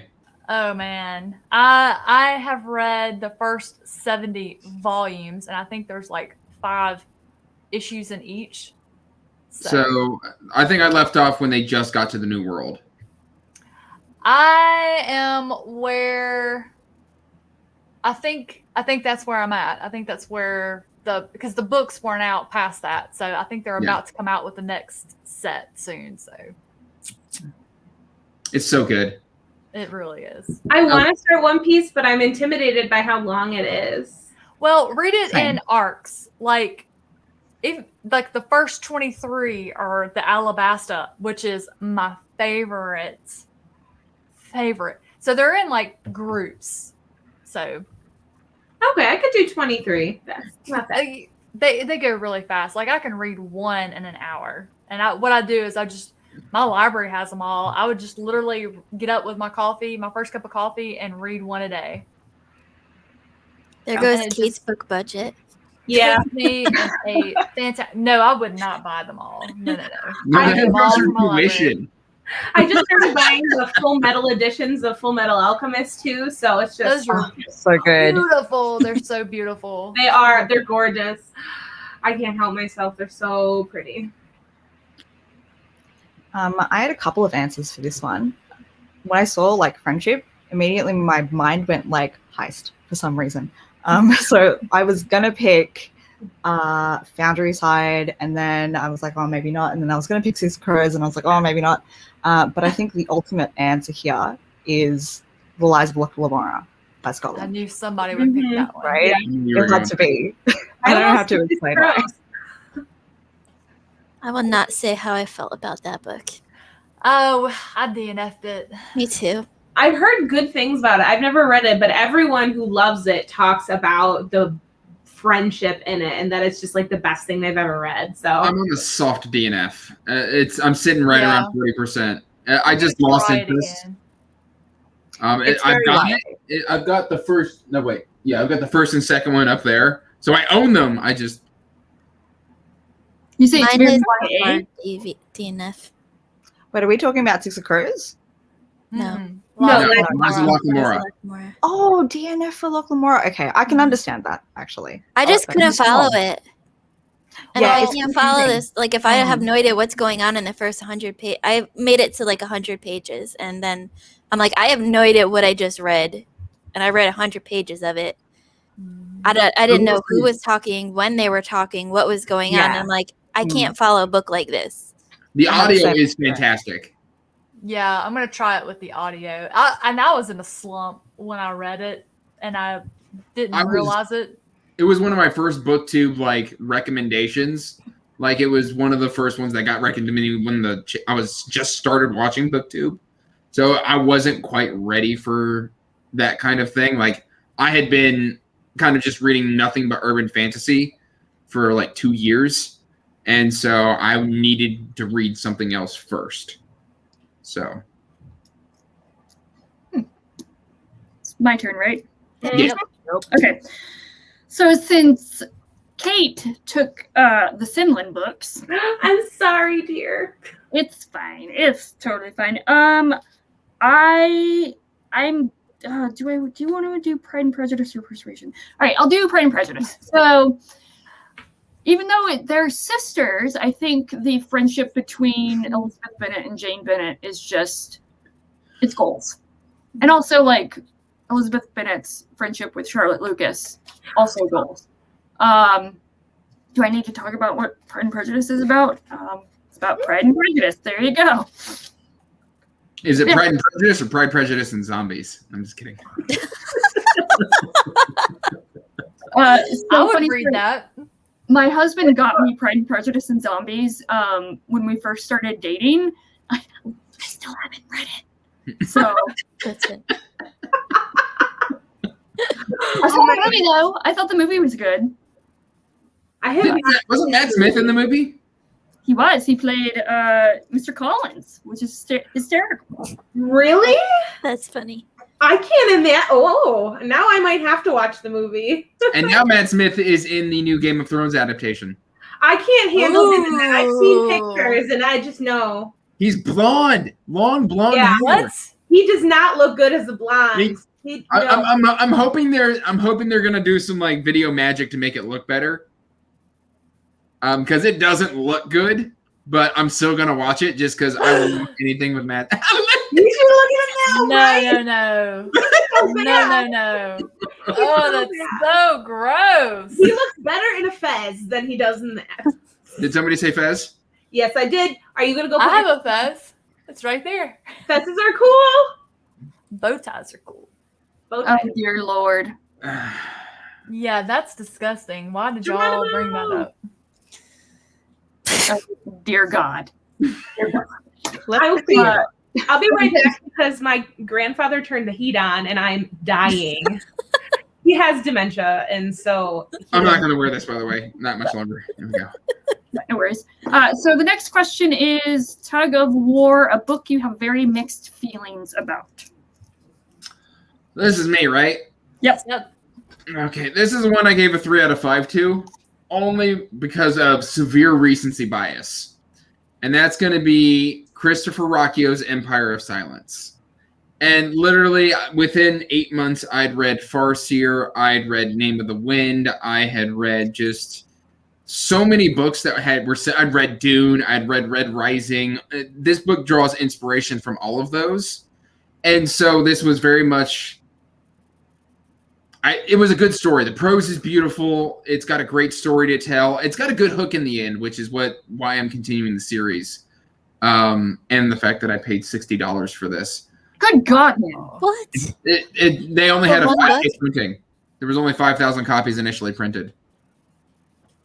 So That's why I read so many different genres, so I don't get tired or inundated with any feelings of redundancy with tropes in the fantasy and sci-fi world. well, like it's got the prose and Name of the Wind. It's got the storytelling structure of Farseer. It's got the caste system of, well, not the exact caste system, but it's got like a similar caste system from Red Rising.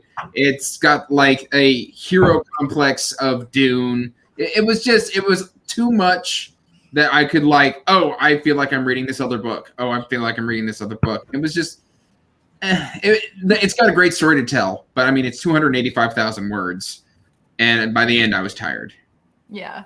So. $60 for that book? You're crazy, man. Yeah. Sorry. Look at that cover, though. I know. I've been looking That's not at a it. I almost $60 bought cover. them. No. That is not a $60 cover. No. Listen, I yourself, blame Mike friend. for Mike's book reviews and Brian Lee Durfee. You know what? They can take that blame with their wallets. You can buy a house in Australia with that amount of money. I'm moving to Australia, man. I'm kidding. I was about to say I might need to move to Australia. That's like it translates to like $150 for me, which is just like no, like never. Really? I didn't Yeah. realize that the discrepancy was like that The much. exchange Wow. rate's pretty bad. Yeah. So my answer is probably going to cause some enemies either here or among book lovers. And that's the perks of being a wallflower. I really, really, really wanted to like this book because I loved the movie. And I heard such great things about the book. It's like one of those classics that a lot of people read as a teen, and maybe I came at it too late in life because I read it just like a couple years ago. But I just didn't. I was like, yeah, it's okay, but I don't see what all the hype is about. Yeah. But it's got Emma Watson, the movie. I said I love the movie. The movie was great, but we're Leave talking Emma books Watson alone. here. We're talking books, not movies. Hey, Emma Watson's in that movie too, isn't she? That's what Andrew just said. Sorry. Stop playing with your phone, Kate. I'm also still residually tired from yesterday. And I've been spacing out a little bit. Anyways. No worries. All right. So what's your answer? I'm sorry, Leslie. You're doing this law. now? What the first law? Oh, the entire series, or The just entire series. Oh no! Oh no! Oh no! Okay. So the blade itself was okay. It was really hard for me to get through, but I liked the characters. I loved Before They Were Hanged. I have not finished this book, and it's been like 6 months, and I've been trying to finish this book, and I can't do it because I'm not motivated, because I'm not interested by what's happening, which makes me sad because I love Giselle, I love Glocta, but like the action isn't happening the way that like. Switch to audio. Stephen Pacey is your Lord and Savior. Are you? I mean, this doesn't sound like the same book. It's not gripping me. I think because the way that Before They Were Hanged ended made me so angry, because I was like, well, this entire book was like purposeless. At least that's what that's what it felt like to me. Like, well, it's not that it was purposeless. How I took the first one was Joe Abercrombie was making fun of all of those famous fantasy tropes, which I absolutely adored. And that was the big one. That whole second book, what they did, that you get that reveal at the end of the book that pissed you off, was yet another Helm saying, haha, I'm going to pee on this fantasy trope too. a giant, middle finger to the fantasy genre. I think that, like, I understand. What I didn't like, I guess, is that it felt like it built up to this moment at the end of Before They Were Hanged, and then it just didn't do anything with it. It was like, oh, well, we're just going to go home now. And there was no resolution or anything. And then you start this book, and it's a completely separate part. And I felt like I was just, like he took me in and he bamboozled me. That's how I felt. And I did not appreciate being bamboozled by Abercrombie. That's Your dog is just like, don't be upset. I'm here for you. It's because you haven't finished Last Argument of Kings to see what that whole Kate, get the audiobook. Stephen Pacey is amazing. That's Stephen what I've Pacey heard. is the best. He's probably one of the best audio narrators in the game. Okay, I have some credits. I'll try it with the audiobook and see if I can finish it that way. Yep. And then I'll see if my feelings have changed at the end. But I think I just like the whole series. Everyone says it's so good and it's so wonderful, and I see all these things that I do like about it, but it just doesn't come together to make me feel the same way that you and Klaus feel about it and Patty feels about it. Like, the trilogy is the ultimate anti-catharsis. So it's not meant to give you the warm and fuzzies. Like, this series is the first one that's made me be like, is there something wrong with me? Because I feel like it's how it was written. I'm a if you're looking reader. for a happy ending and everything tied up with a bow at the end, you should not read this series if that stuff bothers you, because you're not. But you're given enough information that your imagination can take you places as far as where you think it may or may not go from there, which is fun, in my opinion. Leslie, you do have me excited for the standalones. I'm looking forward to those. That's why I want to finish this so badly, is because I want to read what's the one that's the revenge story? Best Served Cold? Like, I feel like I'm going to love that one. Yeah. Try it with the audiobook. I will do All right. I'm going to move us forward. My book is Greater Good, which is the second book in the Thrawn Ascendancy trilogy by Timothy Zahn. This book was definitely a letdown as far as being the second book. The first one was amazing. This one focused on the other characters besides Thrawn. And they're good, but they're not as good. And when you're reading a series about one character, you kind of expect to read about that character. And he was not in this one enough doing the Thrawn things that I love. And it let me down. It was a huge disappointment. I see it moved the plot forward a teeny tiny bit. I see what they did with it. But it could totally be taken out of the series, and I bet you can read the first one and the third one, and that be that.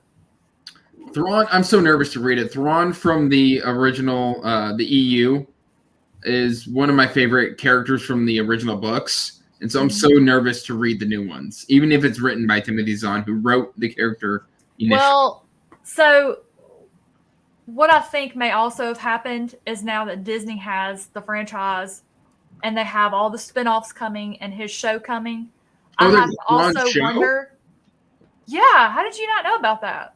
I'm not plugged into Disney all that often. Anyway, so I think what happened is he had to run this by them, and they may have interfered and said, well, we don't want you to write about this or reveal this because we're going to put it in the show. So it is possible that they got involved with it. Freaking ruining everything. That really sucks. But we'll I'll see. stick to my original trilogy of Zahn books. The third one comes out later this year, and we'll see how that one pans up. Depending on your rating, depends on if I'll read it or not.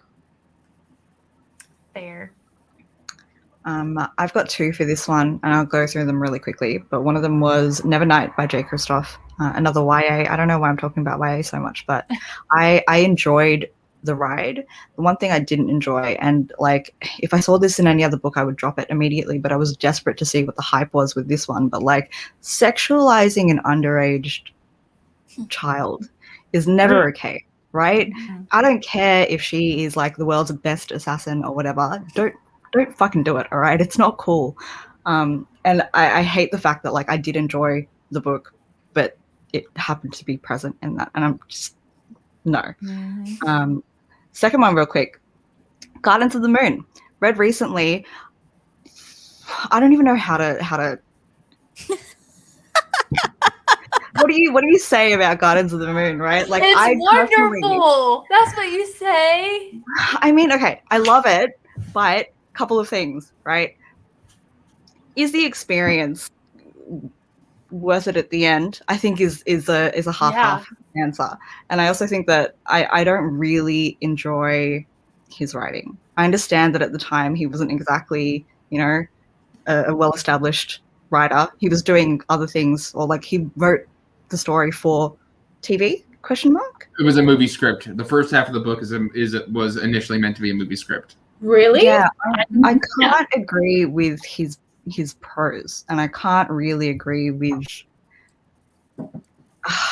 I don't know. It's the ultimate not for everybody series. Yeah, it totally isn't. But like by the time I got to the end, and like I did a whole video on this where like I freaking hated it, and at the end I was like, oh my god, it's a masterpiece. And then I was like, I don't know how I got here. How could you hate it? I'm sorry.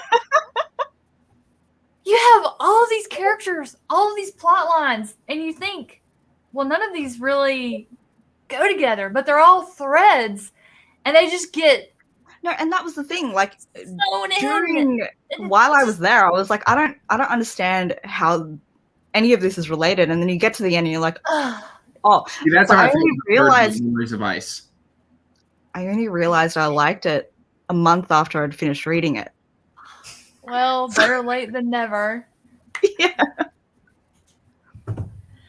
Hey, Bandit. I'm sorry. Oh, puppy. Bring the puppy.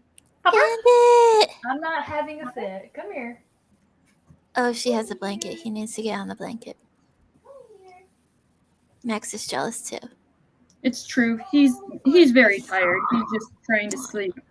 Hi, Anyway. Bandit! What's up, Oh, guys? puppy. He said I thought my Chill. mama was having a seizure. He has come to be my therapy dog. Yes, baby. Christ. Aw. That one right there. She Dude, hurt are me you deep. okay? Oh, she hurt me.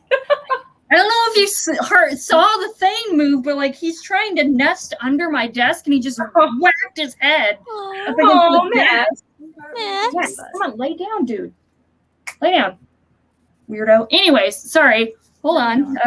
He's fine. He's fine. So my answer for this is, I think Kate with a K. I should apologize ahead of time, but The Invisible Life of Addie LaRue. It was I a thought you read 4-star for me. But see, I love that book. I'm sorry then, Patty. Like I I understand. never read it. No, hurt her, Evie. Give her back some of what she gave to me. Oh my gosh. I'll take it. Do it. So, I mean, I didn't absolutely hate it. I was very frustrated with aspects of it, but at the same time, like, and I was talking to someone about it, like, I could see why some of the decisions were made, especially with the kind of repetitive writing style, and just the repetitiveness of it. Like, I could see why aspects were done, but at the same time, did I enjoy it? No. Yeah. Like I felt like understand Yeah. To me, it's one of those books that people either love or they hate. For I me, can't wait to read it. It's intentionally painful though. Like you're supposed to be like empathizing with her situation, and that's why it's told in that manner. I empathized more with a different character. I didn't really like our main character. yeah, that's A the lot. thing. Like I didn't emphasize with really any of the characters. And like, yes, did it draw emotions from me during a certain scene with a certain character? Yes. But I don't know. I didn't really feel anything for the characters at the same time. And I think my main problem with one of the main problems is that I went to virtual author events before the book came out, or at least before I read it. And I think she was overhyping stuff as well. So I got bamboozled by the author herself. And also the knowledge of her working on the script for the film while she was writing the book before she'd even finished it. I think that impacted that negatively, knowing that, hey, this needs to fit a more visual, like, art. It felt a bit commercial towards the end. Yeah. Like if it was 150 to 200 page short, 100 to 150 pages shorter, and the very ending was like totally chopped off, I would have loved it. Agree. Actually agree. So. I But haven't read it yet. It's mixed feelings, so it's not like I hated it. I just, have mixed feelings about it. But what were you going to say, Kate? No, I was saying I haven't read it yet, but it seems like something I'd really love. So I'm intrigued to see which end of the spectrum I fall on, whether I feel like it's the mark or it doesn't. I made an impulse purchase today when Abby put that special edition in the chat. I was like, that's so pretty. And so I had to order it. It's beautiful. So I'm really hoping that I love it. But just if not, you can love looking at it. Yeah, right? I will love looking at it. That's true. With its sprayed edges. Mm-hmm. All right, last question is treats, a book that you are super excited about and will reward yourself by reading it. And I'm pretty sure both the Kates and I probably have the same answer. No, my Kate may have my answer. Uh-oh. Okay, so this is something I haven't read, but I'm excited to read. Correct? Yeah. So I actually reached out to Joanna to see if she wanted to buddy read it with me, and she said yes. And so it's a couple months from now, but I'm super excited, and it's all Alan's fault. Guns of the Dawn. Yes. I'm pretty excited to read that one too.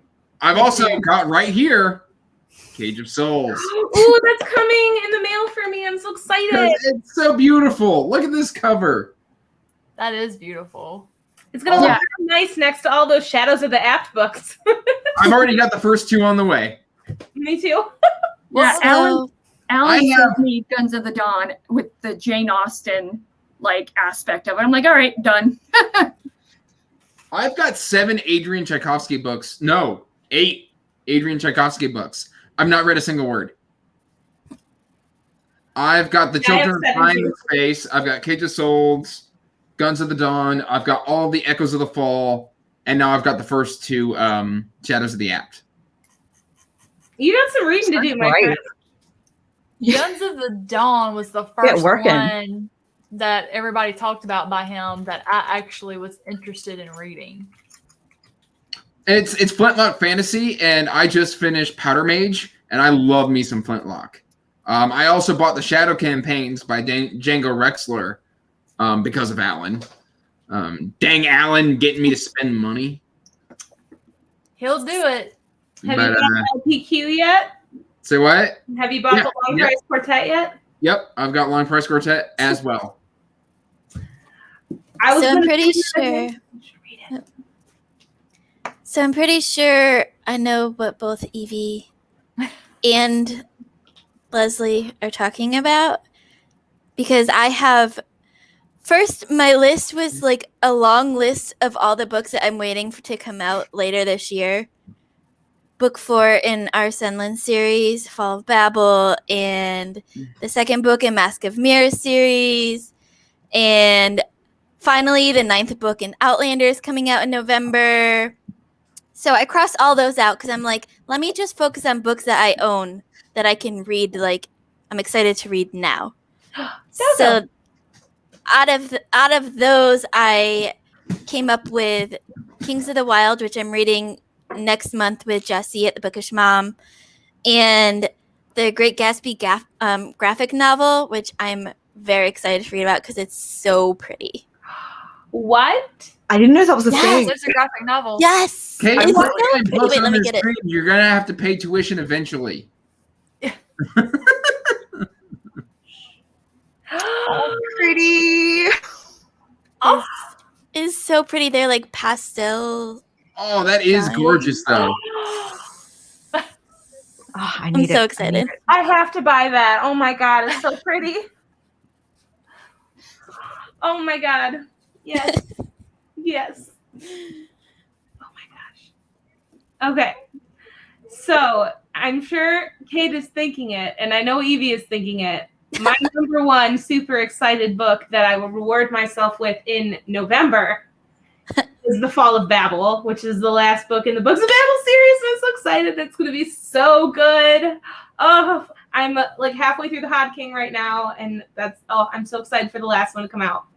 But the book that I own that I will reward myself by reading as soon as July hits and the readathon is over is The Helm of Midnight. Ooh, you got to let me know how that is. And it's like fantasy and serial killers meet. Sorry, Andrew. Never mind. I'm no longer excited. No, that's what it is. It's, so the little blurb on the inside. You couldn't have done anything more to kill that book excitement for me. I'm sorry. This is what the blurb inside says. A legendary serial killer stalks the streets of a city shrouded in darkness and secrets, and in the stunning first novel in a new trilogy. And so it's a fantasy serial killer book, and I'm so excited for this. The only one I'm ever interested in reading about is Jack the Ripper. Jack the Ripper's okay. Well, mine is definitely The Liar's Knot, which is the second book in the Rook and the Rose series. And I will treat myself by rereading The Mask of Mirrors right before it comes out. That's it. Is that what the M.A. Carrick series? Yes. Oh, yes. Okay. I didn't realize that that's what the series was called. Yeah, The Rook and the Rose. I completely forgot while I was reading it until I like got to a certain part. I was like, oh, okay, yeah. I was like, that. oh, now it makes sense. Yeah. Yeah. I wasn't expecting that moment to come until at least book 2, really. I am insanely excited for that second book. So good. If it sucks, I will riot. No. It can't. Yeah, while you riot. I will show up at their houses and I'll be like, it's gonna be Stephen King's Misery. I'm like, you need to fix this. I'm not leaving until you fix this. You heard it here first. Police. I won't tell them where you are, Leslie. I'll let you. It's not on the internet for everyone to see. Don't worry. What about you, Patty? I've always wanted to read Kazuo Ishiguro, and he came out with a book recently called Clara and the Sun. I'm super, super keen for it, but I feel like I haven't earned it. So I'm going through right now, and I'm reading like all of his backlist, which is really just gorgeous. He's an incredible writer, and I'm really, really like into his stuff at the moment. He's got incredible prose. But yeah, mine has to be Clara and the Sun. I'm super excited for it. Like the premise is really cool. I think it's about AI. I work in tech, and like I love the fictionalization of AI and how like fictionalization of tech in a non like heavy sci-fi, like in what can be perceived as something that's possible now. And so that one I'm so looking forward to. But yeah. You should read this. Yeah, I really want to read Tad Williams, but his books are like that long. Always. His latest book that he's written is officially unedited the longest fantasy book in history. What? How long? Well, I mean, but it's unedited. I said unedited. Yeah, Brandon Sanderson probably had the longest book in fantasy history unedited. Oh God, I don't even want to. Two Green Angel Tower is like 2,500 pages or something. Yeah, it's 2 books. I have that. It's like 2 books. It's ridiculous. So going back to Kazuo Ishiguro, I read An Artist of the Floating World, and I feel like I didn't get it. I gave it like 3.5 stars or something like that. He's a bit highbrow. Yeah, I liked his writing style. The story itself, I was just like, I feel like there are cultural things that I just don't understand as an American. So I really want to reread it and like maybe have a different framework to work around. So what are you up to in his backlist? Because I have literally all of his books in my wish list because I want to read more. I've done Remains of the Day, and I'm going to watch the movie, which I've heard mixed things on. And I'm doing the, what's the super popular one? Never Let Me Go. That one. Yeah, I'm in the middle of that right now, and it's, oh my God, so good. It's as good as people say. Totally deserving of, I think it won the Nobel Prize for literature. Oh, wow. Really? Wow. Totally deserving. So good. So I'm nervous because Angela from Literature Science Alliance just recently read it, and I was telling her that I'm nervous to read it because I've seen the movie. So, like, if it's anything like the movie, like, it's not gonna shock me anything about it. So I was nervous about it. Yeah, I wasn't aware that there was a movie, but I think there's like the good thing about this book is kind of the discovery, and I think that's the case with Ishiguro's work in general. Like he takes you on that journey. So I don't know how that'll work out for you. I mean, I liked his writing style, so yeah, it's beautiful. Yeah, he's incredibly descriptive, and I think that his characterization is like you know who you're reading. It's beautiful. So maybe the next one we can buddy read it. I'll message you. Yes. So for me, I'm gonna actually give 2 answers. One is a book that I already have, and that is Tender is the Flesh by Agustina Bastarrica. And That is, it's a book that I actually originally planned to buddy read with my husband, which he's still planning on reading it with me. But I convinced my work book club to read it as well in August. So that'll be fun. It is about, the premise is that all the animal meat in the world has become tainted and can't be consumed by humans because you'll get sick and or die. So they start farming humans for consumption. And it follows a character who works at a human slaughterhouse. It sounds incredible. I'm actually going to be reading it in conjunction with The Jungle by Upton Sinclair, which I've never read before. So I'm going to do like a mini comparison analysis of the two. So that'll be fun. That's smart. Yeah. Leslie, you read Stephen Graham Jones. He doesn't talk about eating people. There are no people farms. Soylent Green is people. Better than Halloween or something. At least, I don't know. I worked in animal research, so I'm a little desensitized from stuff like that. But when it's at least it's regulated. Right? And then my other one is On that note, my other one is anticipated release other than The Fall of Babel, and that is My Heart is a Chainsaw by Stephen Graham Jones. I know Leslie's got me all excited because you got to read the freaking arc. What's it about? I don't know. Killers. I don't know. Oh, people farms. Leslie, what's it about?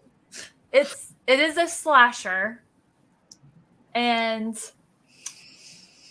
so it's about a teenage girl who loves slashers. She is obsessed with them. She can quote any line from any of the movies. Diehard fan. And she has sort of become convinced that a real life slasher is taking place in her little town. Don't say anything. And Don't say anything else. Remember how I said slashers kind of have a formula that they follow. Mm-hmm. And remember how I also said Stephen Graham Jones has this ability to just flip the script and do crazy things? Yes. But what I also love about him is you have your surface story, but he also has an underlying theme. And the underlying theme in this one's very faint. And with him, it's very important to read his afterword because it just really makes you appreciate the beauty of his prose and the way he writes it. And draw your attention to the fact that Native American girls, there is a lot of sexual abuse to them by their fathers and family members. And guys, this book is amazing. Stephen Graham Jones is amazing. He is good like that. How's he not more popular? Because I don't think I've ever seen his stuff anywhere. I am trying. I'm trying. You got me with Nightmare Land. You won't get me with Stephen Graham Jones. Graham Jones. He definitely he deserves all the praise that he gets, and he deserves even more. I will have nightmares for months if I read something like that. He's lauded because his horror stories are he somehow makes them literary fiction. Like it's genius. Again, he's not it's not gratuitous. Everything's completely intentional, and it's just the way he story comparing The Only Good Indians and The Least of My Scars, and even Mongrels, which is another book that Leslie and I have read. Well, I read it before, but you read it along. They feel totally different in regards to story, but they feel they're just distinctly Stephen Graham Jones. Mm-hmm. Just so good. I thought, did one of you think Mongrels was a bit of a letdown? No, I just said it wasn't my favorite of his works, but I still loved it. I couldn't remember. Yeah. I just said it's not my favorite of his works, but it's. I mean, when all of his other works are 5-star reads, you can't. Well, I mean, you can love everything by an author, but that's when you have over 50 books that you've written. Chances are there's going to be one I may not love as much as the others, but they're all Has he written that so much? different. Yes, He's written a lot. he's written a ton. Before he was even of the age of 50, he had written like 50 novels. Wow. Yeah, he's amazing.